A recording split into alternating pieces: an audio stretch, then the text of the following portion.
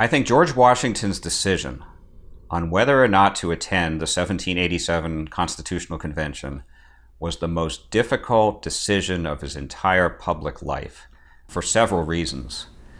Washington knew he could bring tremendous prestige to a convention, but he didn't want to blow his prestige on what might be a failed convention because of low turnout. So Washington has to guess in advance what the turnout of this convention is, and he knows his prestige is an asset, a national asset.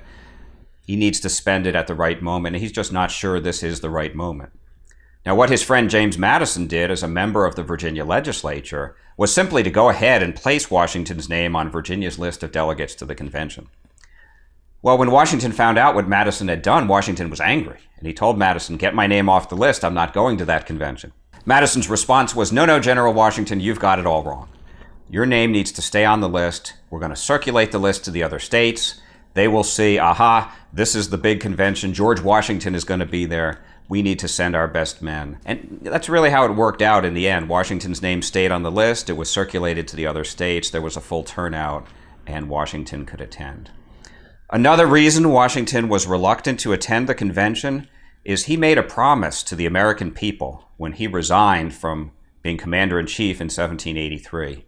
"Read my lips. I am done with public life forever." And now here he is, 3 years later, breaking the pledge if he goes to the convention. He's afraid, will the American people be so forgiving of breaking my promise? And then one final factor that makes Washington reluctant to attend the convention, he's really bothered about the convention's lack of political legitimacy. The convention was called by the Annapolis Convention itself an extra-legal gathering. It hasn't been sanctioned by Congress, not until February 1787. And so Washington's worried. If he goes to this convention and it fails, and it's another nail in the coffin of the Confederation, will he go down in history as undermining republicanism? And will he go down in history not as Cincinnatus, but as Caesar?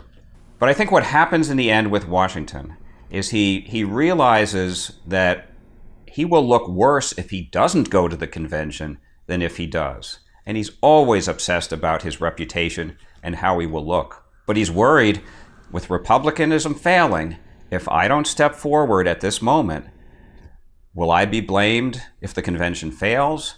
And more important, will I be seen as anti-republican if I don't step forward in this moment of crisis?